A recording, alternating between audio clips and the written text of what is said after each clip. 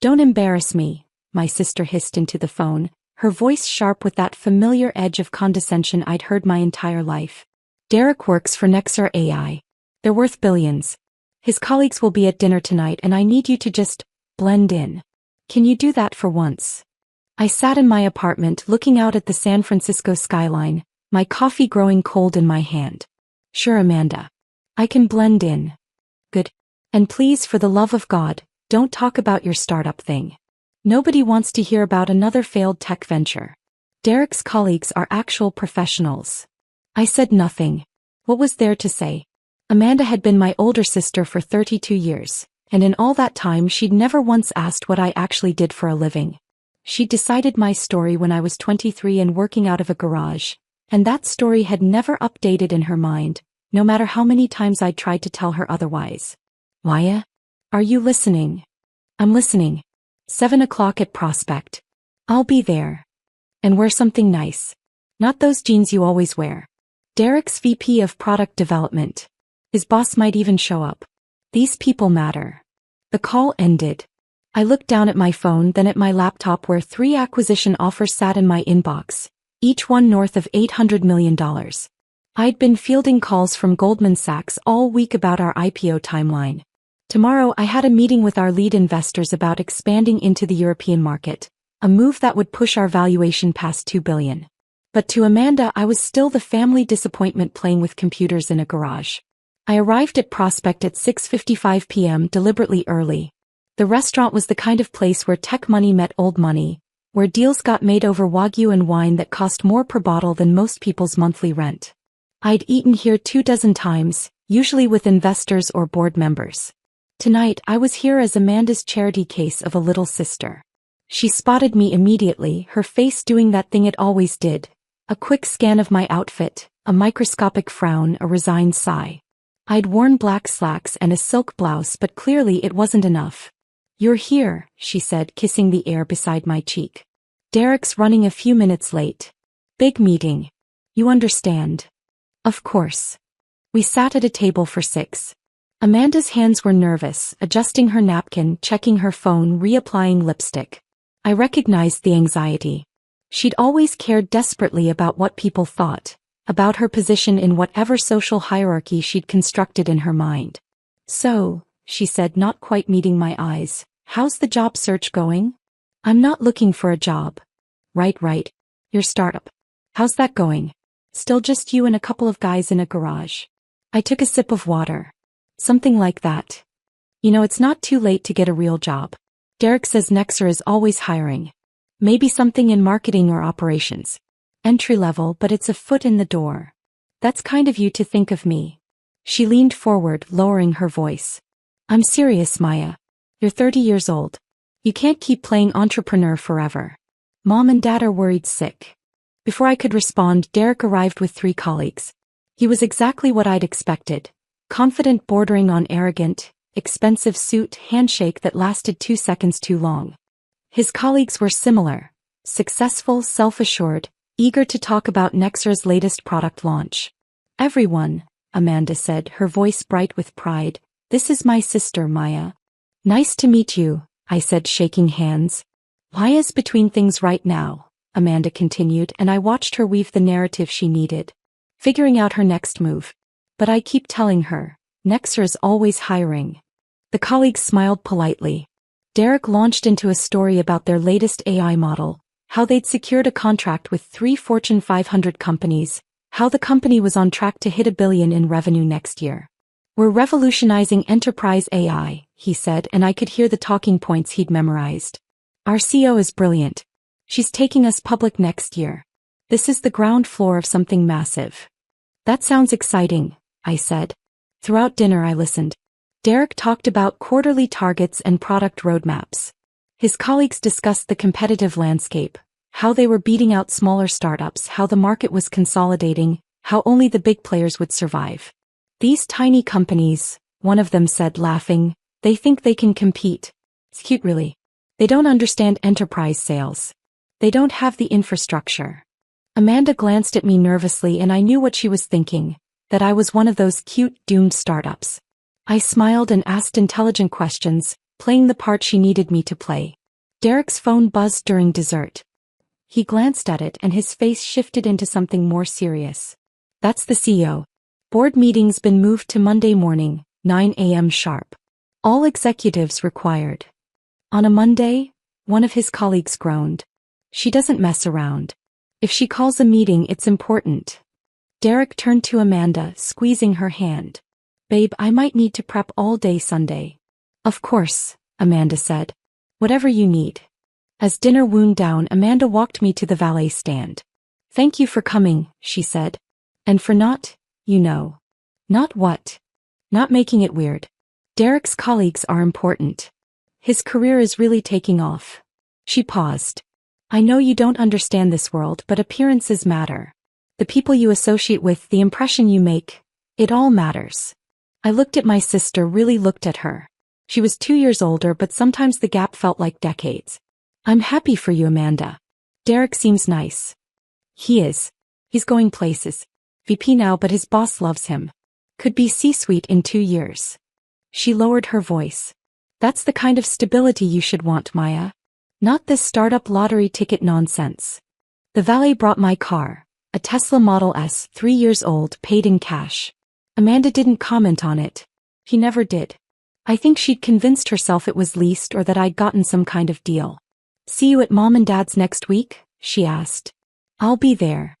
I drove home through streets I knew well, past the office buildings where I'd taken hundreds of meetings, past the coffee shops where I'd sketched out product ideas on napkins, past the garage where this had all started 7 years ago. 7 years. That's how long it had been since I'd left my job at Google to start Nexara AI.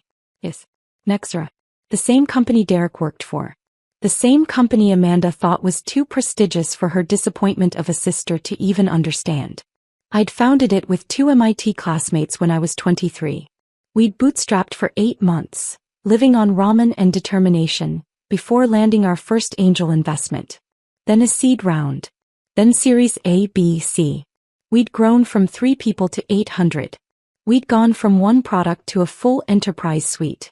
We'd gone from hoping to make rent to turning down acquisition offers from Microsoft and Salesforce. And through it all, I'd never told my family. Not because I was hiding it, because they'd never asked. Because every time I tried to explain, they talked over me, changed the subject, or offered me career advice for jobs I didn't need. My father thought I did something with computers. My mother told her friends I was still figuring things out. Amanda had decided I was a failure, and no amount of evidence would change her mind. So I'd stopped trying. I'd learned to blend in, to nod along, to let them believe whatever made them comfortable. But Monday morning was going to be interesting. I spent Sunday preparing for the board meeting. We had serious decisions to make. Whether to accept Goldman's IPO timeline, how to structure our European expansion, whether to acquire 2 smaller competitors or let them die on the vine. I reviewed the deck our CFO had prepared, made notes on the financials and confirmed attendance with all board members. This wasn't just any meeting. We were discussing the future of a company that now employed 847 people and held contracts with 60% of the Fortune 100. My executive assistant had confirmed everyone's attendance, including the 6 new members of our leadership team who'd been hired in the past quarter. Derek Chin, VP of Product Development, had been with us for 3 months. His hiring had been my COO's call. Derek had come from IBM with strong credentials and a track record of successful product launches. I'd met him briefly during his final interview, but he'd been nervous, focused on the COO and CTO. I'd asked 3 questions, nodded at his answers, and let my team make the final decision. We hired him a week later. He had no idea who I was. Why would he? I was just another person in the interview room, another face in the building. He'd never asked my name. He'd certainly never connected me to Amanda. And Amanda had never connected Derek's new job to her sister's startup thing. Monday morning arrived with typical San Francisco fog. I dressed in my usual board meeting outfit, tailored black suit, white silk blouse, minimal jewelry. My driver picked me up at 7:30 a.m., giving me time to review notes during the 30-minute ride to our headquarters in Soma. The building was sleek glass and steel, 14 floors of it, with our logo emblazoned across the top. Nexara AI in letters 6 feet tall. We'd moved here 2 years ago, upgrading from our previous space when headcount had hit 400.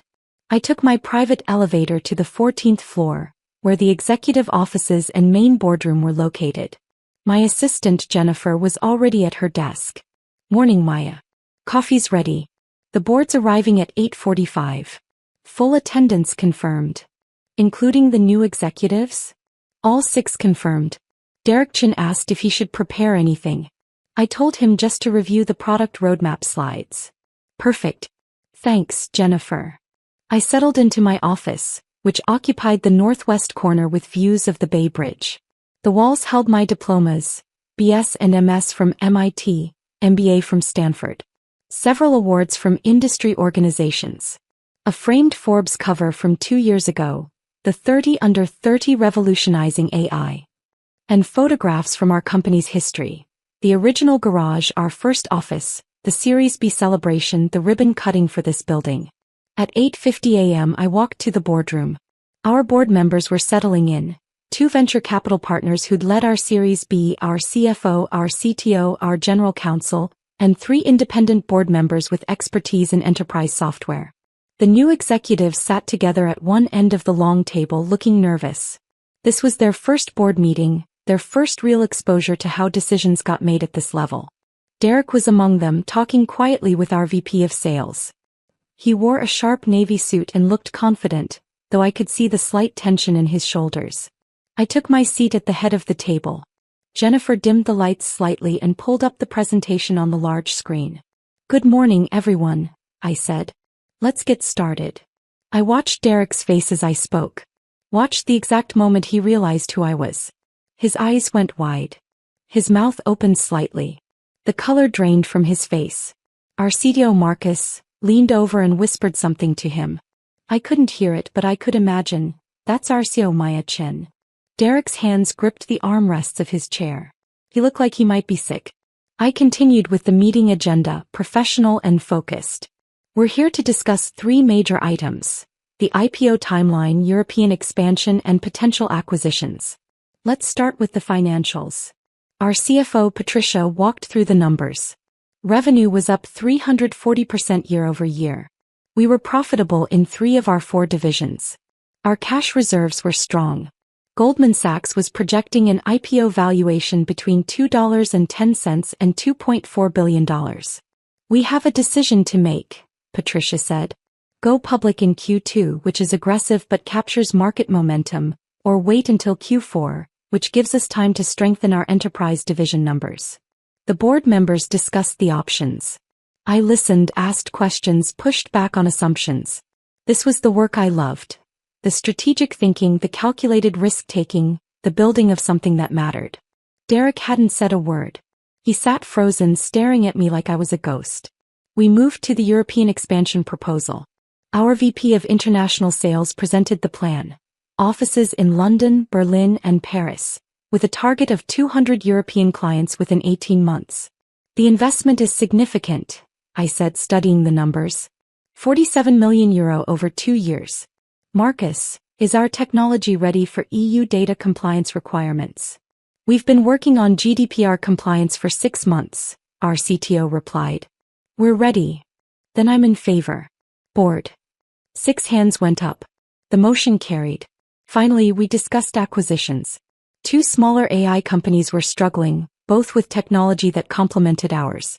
We could acquire them for a combined $140 million, our general counsel said.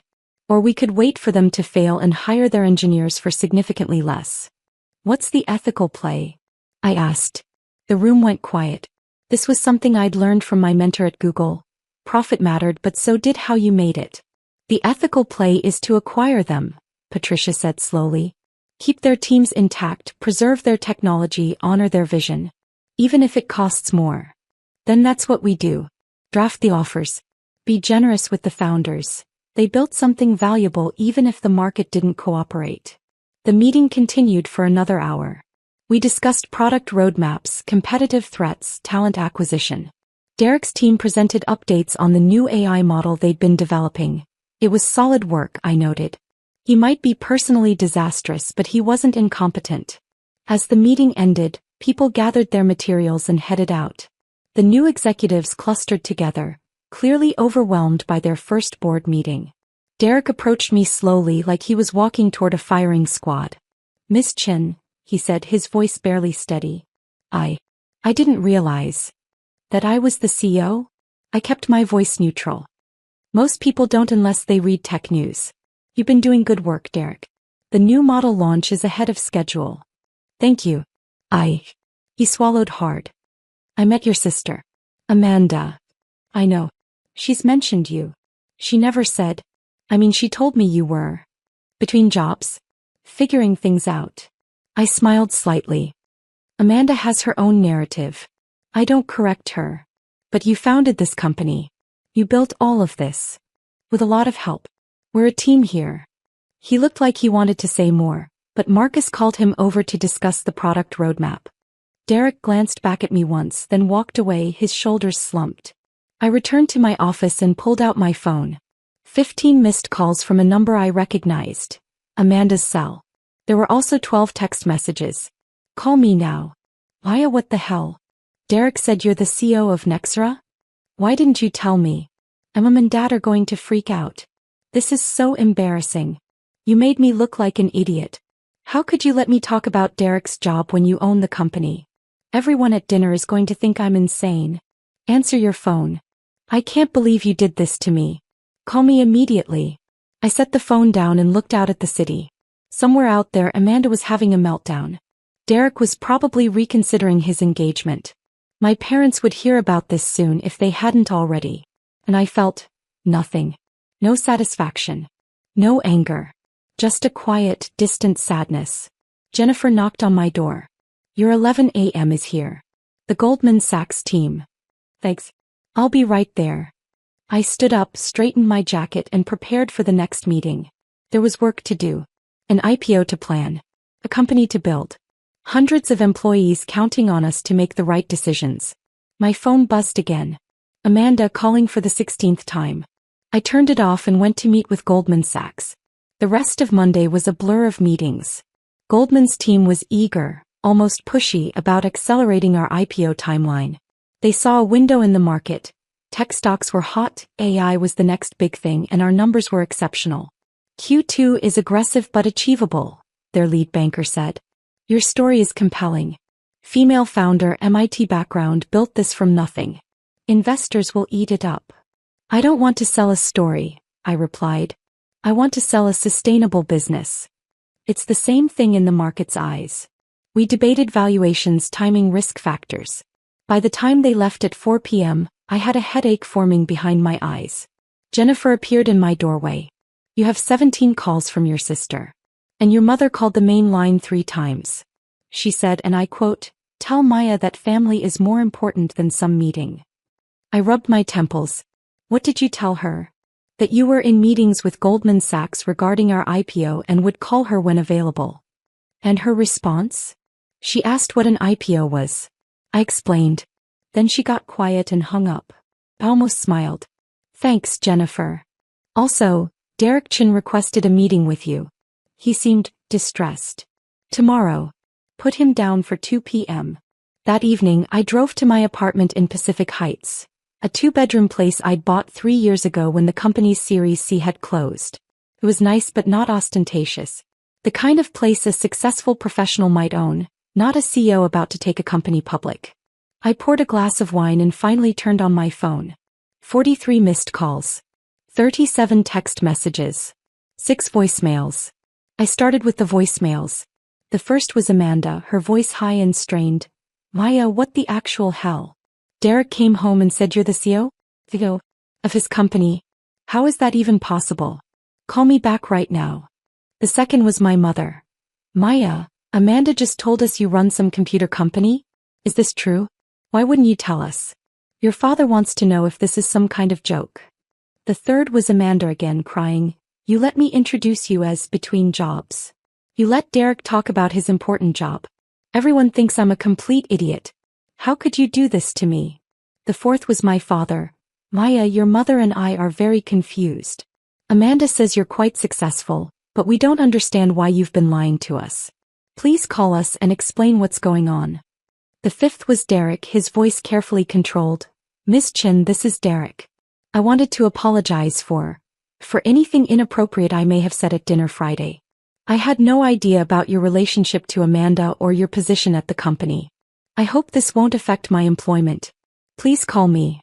The sixth was Amanda again, angry now. You know what? This is typical. Everything always has to be about you. You couldn't just let me have this one thing. You had to be the CEO of Derek's company. You're so selfish, Maya. Don't bother calling me back. I deleted all 6 and scrolled through the texts. They followed the same pattern: shock, embarrassment, anger, confusion. My mother. Why didn't you tell us you were successful? We're your parents. My father. I don't understand why you would hide this. We thought you were struggling. Amanda. Everyone from dinner knows now. Derek's boss called him. They're all talking about it. This is the most humiliating thing that's ever happened to me. And then, buried among the angry messages, one from Amanda sent at 9:47 p.m. Derek's boss wants to meet me. He said he didn't know the CEO was my sister. He called me Mchin. Like I'm important because of you. This is so backwards. I'm supposed to be the successful one. There was the heart of it. I was supposed to be the failure. That was the role I'd been assigned in our family's story. Amanda was the successful older sister with the prestigious job and the impressive boyfriend. I was the little sister who couldn't get her life together. Except none of it was true. And now the story had collapsed and everyone was scrambling to write a new one. I didn't call anyone back. Not that night. Instead, I opened my laptop and reviewed the deck for tomorrow's executive team meeting. We had deadlines to hit, features to ship, clients to serve. The drama of my personal life was exactly that. Personal. It had no place in the boardroom. Tuesday morning, I arrived at the office at 7 a.m. The executive team meeting was at 8:30, followed by Derek's one-on-one at 2 p.m. The executive meeting went smoothly. We discussed hiring targets, budget allocations, and the upcoming all-hands where we'd announce the IPO timeline. Derek was professional, participated appropriately, and avoided making eye contact with me. Afterward, Marcus pulled me aside. Derek's freaking out. He thinks you're going to fire him. Why would I fire him? His numbers are good. Because he's dating your sister and apparently said some dumb things at a dinner party. That's not a fireable offense. You should probably tell him that before he has a breakdown in the bathroom. 3rd time this morning. I sighed. I'll talk to him at 2. Derek arrived for his one-on-one exactly on time, looking like he hadn't slept. He sat across from my desk, hands clasped tightly in his lap. Thank you for seeing me, Ms. Chin. Maya is fine when it's just us. And you're not fired if that's what you're worried about. His shoulders sagged with relief. Thank you. I was concerned that the situation with Amanda might. Your relationship with my sister is your business. Your performance here is what I care about, and your performance has been excellent. The new AI model is ahead of schedule and under budget. You're doing exactly what we hired you to do. I appreciate that. But I feel I should apologize for Friday night. The things I said about startups, about competition. You didn't know who I was. And honestly, you weren't wrong. Most startups do fail. We just happen not to. He relaxed slightly. Amanda is very upset. She feels embarrassed. I understand. She wants to know why you never told her. Or your parents. He paused. If I'm being honest, I'd like to know too. This is a billion-dollar company. You're about to go public. How does your family not know? I considered how much to share. Derek was my employee, but he was also dating my sister. Whatever I said would likely get back to her. They never asked, I said finally. I tried to tell them in the beginning. But my father would change the subject. My mother would offer career advice. Amanda decided I was a failure and nothing I said could change her mind. After a while, I stopped trying. But surely when the company got bigger. Derek, what does Amanda tell you about me? He shifted uncomfortably. That you're figuring things out. That you've had some career struggles. That she worries about you. And in 3 months of dating her, did you ever ask my name? He went pale. No, I didn't. Did you ask what company I worked for? What I studied in school? Anything specific about my life? She said you didn't like to talk about it. She said that because she doesn't want to hear the answer. Because if she knew the truth, she'd have to rewrite the story she's been telling herself for 10 years. And that story is important to her. Derek was quiet for a long moment. She called me this morning. She's angry that I brought you into her workplace. She doesn't understand why I didn't tell her you were my Sue. What did you say? That I didn't know. That you were just Maya to me. Another person in the building. He rubbed his face. She accused me of choosing you over her. And what did you say to that? That she was being irrational. That you're my boss and I'm grateful to have this job. That her feelings about you don't change my professional obligations. He met my eyes. She didn't like that answer. I imagine not. She wants me to quit. The words hung in the air between us. And are you going to? I asked. No, he said firmly. This is the best opportunity of my career. I left IBM specifically for this role. And he hesitated. I'm starting to see some things about Amanda that concern me. I said nothing, just waited. She's very focused on status. On appearances. On being better than other people. He shook his head. I thought it was just ambition, but after this weekend, I don't know. The way she talks about you. The way she's more upset about being embarrassed than about having completely misunderstood her sister's life. It's not what you signed up for? Yeah. I stood and walked to the window. 14 floors below, people moved through their lives. Walking to meetings, grabbing coffee, checking their phones. Ordinary people doing ordinary things. My advice as your CEO, don't make career decisions based on personal relationships. This job is good for you. Stay. And your advice as Amanda's sister? I'm probably not the right person to ask. I turned back to him. But for what it's worth, my sister is terrified of being ordinary. She spent her whole life trying to prove she's special, important, better than everyone else. That's why she needs you to be impressive. That's why she needs me to be a failure. It's all part of the story that makes her the hero. Derek nodded slowly. What happens now? You keep doing your job. I keep doing mine. Amanda decides whether she can handle the cognitive dissonance of having a successful little sister. I returned to my desk. Is there anything else work-related we need to discuss? No. Thank you, Maya. After he left, I finally called my mother. She answered on the first ring. Maya. Hi, Mom. You have some explaining to do, young lady. I almost laughed at being called young lady when I was 30 years old and about to take a company public. What would you like to know? For starters, why your father and I had to learn from Amanda that you're apparently some kind of executive. Running $1 billion company. I'm the CEO and founder. We're valued at approximately $2.2 billion pending our IPO. Silence. Then, your father wants to talk to you. Hold on. Muffled sounds of the phone being passed. Maya, this is your father. Hi, Dad. Your mother and I are very confused. We thought you were working on a small startup. Some kind of computer project. It was a small startup. 7 years ago. We grew. Why didn't you tell us? I tried. You asked me once what I did and I said I founded an AI company. You said, that's nice, and asked if I'd seen your golf clubs. I don't remember that. I do. It was at Christmas 4 years ago. I tried to explain that we just closed a $50 million funding round. You interrupted to tell me about Amanda's promotion at work. Another silence. Maya, we're your parents. We should have known. Should you have? When was the last time you asked me a specific question about my work? My life? Anything beyond, how are you? We ask about you all the time. You ask Amanda about me. You ask if I've gotten my life together. You ask when I'll find a real job. But you've never actually asked me what I do. I heard my mother's voice in the background. Let me talk to her. The phone exchanged hands again. Maya, we're trying to understand. Why would you hide something like this? I didn't hide it, Mom. I just stopped trying to force you to see it. You decided who I was 10 years ago and nothing I said would change your mind. That's not fair.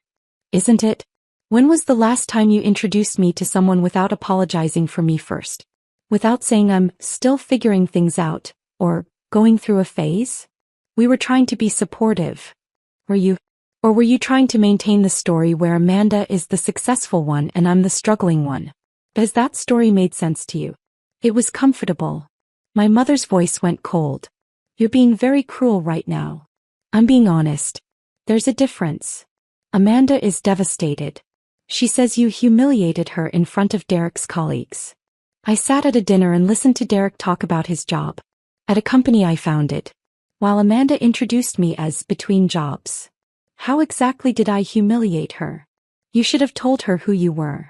She never asked. In 30 years, Mom, she has never once asked me a single genuine question about my life. She decided I was a failure and she needed me to stay that way so she could feel superior. That's a horrible thing to say about your sister. It's the truth. And you enabled it. Both of you did. You praised her for getting a middle management job at a regional bank while I was raising $100 million in venture capital. You bragged about her $80,000 salary while I was turning down acquisition offers for $400 million. You believed her story because it was easier than seeing me. I heard my father's voice again, muffled. What's she saying? She's saying we failed her, my mother said, and her voice cracked. That we didn't see who she really was. Because you didn't want to, I said softly. It was easier to have one successful daughter and one struggling daughter. It was a simpler story. Why? My mother was crying now. We didn't mean. We thought. I know. But intention doesn't erase impact. What do we do now? I don't know, Mom. That's up to you. I ended the call and sat in the silence of my office. Through the glass walls I could see my team working. Engineers debugging code, product managers in intense discussions, salespeople on calls with clients. These people knew who I was. They saw me clearly. My family never had. Jennifer knocked. Your 3 p.m. is here. The TechCrunch interview about the IPO announcement. Give me 5 minutes. I pulled up my email and found a draft I'd been working on for weeks. A message to our entire company about the IPO, about what we'd built together, about the journey ahead. I added a new paragraph. Many of you know that I'm a private person. I don't do much press. I don't share details of my life outside these walls. That's because this company is built on substance, not stories. On results, not reputation. On the work we do together, not on who we are individually. But I want you to know this. Every single person in this company matters. Not because of your title or your salary or how impressive you sound at a dinner party. But because of the work you do. The problems you solve. The value you create. Never let anyone make you feel small for choosing substance over story. I sent it to all 847 employees. Then I straightened my jacket, checked my reflection in the window, and went to talk to TechCrunch about taking a $2.2 billion company public. The interview lasted an hour. The reporter was sharp, asking about our competitive advantages, our path to profitability, our vision for the future of enterprise AI. She asked if it was hard being a female CEO in a male-dominated industry. It's hard being any CEO, I said. The gender part is just one more variable to manage. Do you have advice for women in tech who face skepticism or dismissal? I thought about Amanda. About my parents. About every dinner party where I'd been introduced as the disappointment. Keep building, I said. Let your work speak louder than anyone's doubts. And remember that their inability to see you is their limitation, not yours. The article went live Wednesday morning. By noon it had 50,000 shares. My phone, which I'd kept off since Tuesday, showed 127 missed calls when I finally turned it on Wednesday evening. Most were from numbers I didn't recognize. Journalists probably, or recruiters, or people who'd suddenly discovered we were connected on LinkedIn. But 15 were from Amanda. I listened to the most recent voicemail. Her voice was different now. Smaller. I read the TechCrunch article. I saw the photos of you in the office. I didn't know. I mean, I knew you were smart, but I didn't understand. A long pause. Derek broke up with me. He said I don't actually see people. I just see status symbols. He said I treated you like a status symbol too. A negative one, but still. She laughed, but it sounded broken. I don't know what to do with that. With any of this. Another pause. Mom and Dad are freaking out. They keep asking how they didn't know. And I realized. I didn't know either. Because I never asked. I never wanted to know. Her voice dropped to a whisper. I'm sorry, Maya. I don't know if that means anything to you. But I'm sorry. I saved the voicemail but didn't call her back. Not yet. Thursday we held the all-hands meeting to announce the IPO. 847 employees packed into our largest conference room in the overflow spaces. I stood on the small stage and told them what we'd built together. 7 years ago we were 3 people in a garage. Today we're going public. But the number doesn't matter. Not the valuation, not the stock price, not any of it. What matters is that we built something real. Something that solves actual problems for actual people. And we did it together. The applause was deafening. Afterward, Derek approached me. That was a good speech. Thanks. How are you doing? Better. I talked to my therapist about the Amanda situation. Apparently, I have some patterns to work on. He smiled wryly. But I'm grateful for this job. For the clarity it's given me about what matters. I'm glad you're staying. Me too. Friday afternoon, I finally called Amanda. Hiya, she said, and I could hear she'd been crying. I got your voicemail. All 15 of them? Just the last one. Silence. Then, I've been thinking a lot this week. About what kind of sister I've been. What kind of person. Her voice wavered. Derek was right. I don't see people. I see categories. Status. Where people fit in the hierarchy I've built in my head. I know. You were supposed to be the struggling one. The one who made me look good by comparison. And when that turned out to be completely false, I didn't know how to handle it. Amanda. Let me finish. Please. She took a shaky breath. I've spent this whole week being angry at you. For embarrassing me. For not telling me. For letting me look like an idiot. But the truth is, I'm the one who made myself look like an idiot. By never caring enough to actually know you. I walked to my office window looking out at the city lights. I read every article about you I could find, Amanda continued. Forbes, TechCrunch, the Wall Street Journal profile from last year. And I kept thinking, this is my sister. My little sister. And I don't know her at all. No, I said quietly. You don't. Can I? Her voice was so small. Can I get to know you? The real you. I don't know, Amanda. Can you handle it if the real me doesn't fit into your hierarchy? If I don't make you look good by comparison? That's fair. That's more than fair. She laughed sadly. God, I'm such a mess. Derek's gone. Mom and Dad are having some kind of crisis about their parenting. And I'm realizing that I built my entire identity around being better than you, and now that's gone and I don't know who I am. Maybe that's a good thing. Maybe. Pause. The truth is, I'm proud of you. I should have said that first. I'm proud of you and impressed and kind of in awe. You built something incredible. And you did it while we all dismissed you. That takes. I can't even imagine how strong you had to be. Tears stung my eyes. Thank you. Will you have coffee with me? Sometime. When you're not busy taking over the world. I'd like that. Really. Really. But Amanda, if we do this, if we try to build an actual relationship, it has to be real. No performances. No status games. Just two sisters trying to actually know each other. I can try. I want to try. Then let's try. We set a date for the following Tuesday. After I hung up, I sat in the growing darkness of my office and let myself cry. For the years of being invisible, for the sister I'd never really had, for the possibility that maybe finally we could start again. Monday morning, the IPO paperwork was filed. By Wednesday, we'd set a date, June 15th. By Friday, Goldman Sachs was projecting we'd open at $2.4 billion. None of it felt as important as the coffee I had with Amanda on Tuesday. We met at a small place in North Beach, far from both our offices. She was already there when I arrived, looking nervous and tired and more real than I'd ever seen her. Hi, she said. Hi. We ordered coffee. For a moment we just sat there, two strangers who happened to share DNA in a childhood. I don't know where to start, Amanda said finally. Tell me about your job. Your actual job, not the impressive-sounding version. What do you do every day? She blinked, surprised. I manage a team of 5 people in commercial lending. We process loan applications for small businesses. Honestly, it's kind of boring. But I'm good at it. That sounds valuable. Small businesses need financing. It is valuable. But it's not. I'm not a VP. I'm not changing the world. I'm just doing a job. Most people are just doing a job. There's no shame in that. I know. But I spent so long pretending it was more than it was. Pretending I was more than I was. She met my eyes. Because I was scared that if I wasn't more, I was nothing. You're not nothing, Amanda.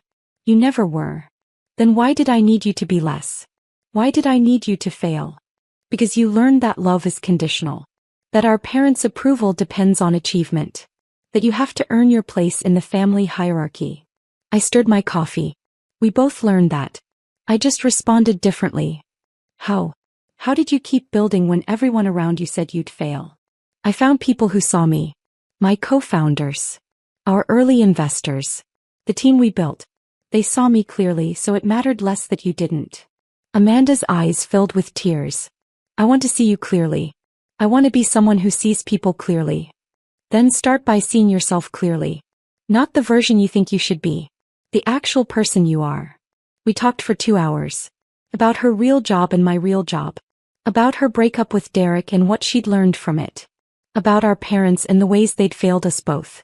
About the possibility of something different. As we were leaving, Amanda hugged me. Really hugged me, not the air kiss performance from before. Thank you, she whispered. For giving me a chance.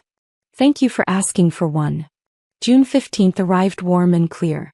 I stood on the floor of the NASDAQ exchange with my co-founders, Marcus and Jennifer, watching our stock price climb. We opened at $54 per share, valuing the company at $2.6 billion. My parents were there, looking proud and confused and desperately trying to understand the daughter they'd never really known. Amanda was there too, standing off to the side, clapping when the bell rang, taking photos for her Instagram with the caption, "My sister is a badass." No qualifications. No explanations. Just truth. After the ceremony, as we celebrated with champagne and congratulations, Amanda pulled me aside. I know this is your day. Your moment. But I wanted to tell you I started therapy. To work on the status thing.